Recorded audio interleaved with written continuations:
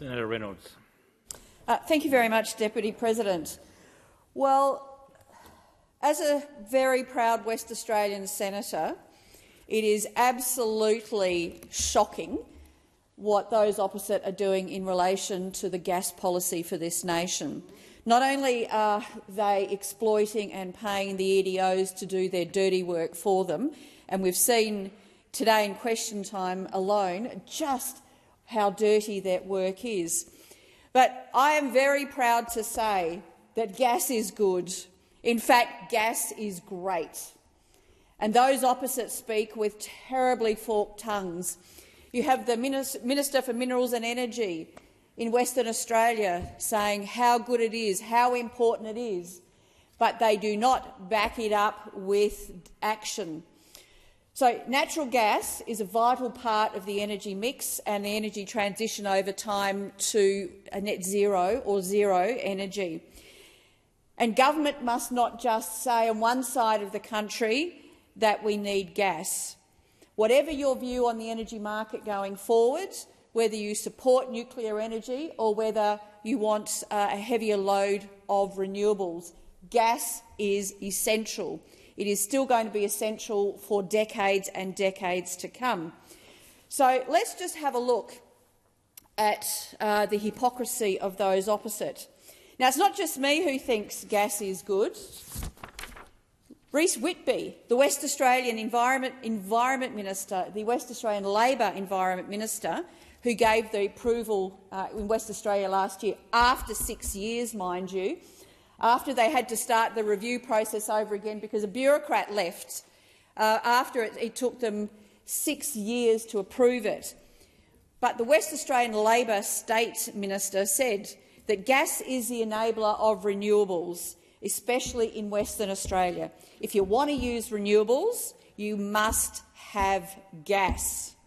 The whole of Western Australia is essentially powered by gas. It runs all of our industries.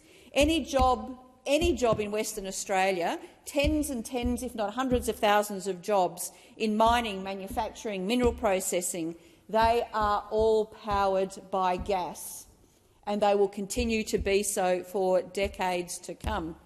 Now, while gas has poured out of Western Australia, investment and jobs have poured in, not just in the gas sector itself, but into all of the enabling industries that in Western Australia.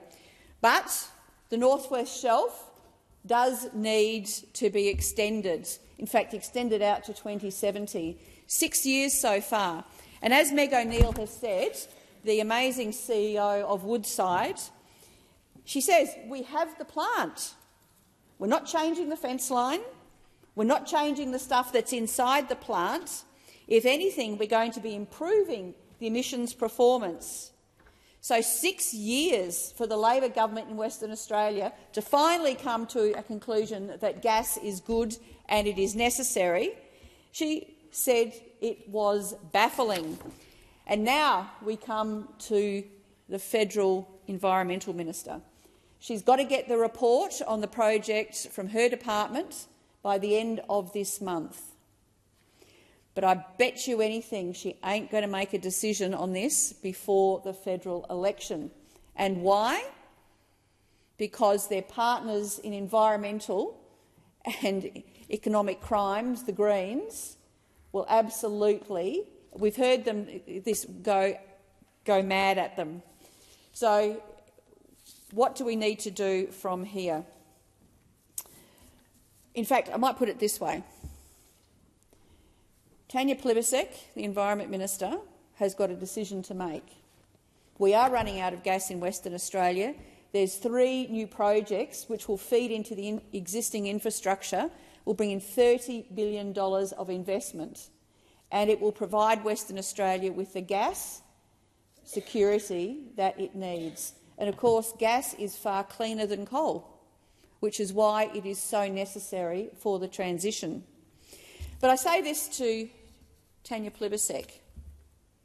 You approved the environmental vandalism of the Perth Hills, the destruction of 60,000 trees, to make way for a property developer's high-density housing development in the Perth Hills, in the middle of the most fire-prone area of Western Australia. Thank you, Senator Reynolds. I put the question. Those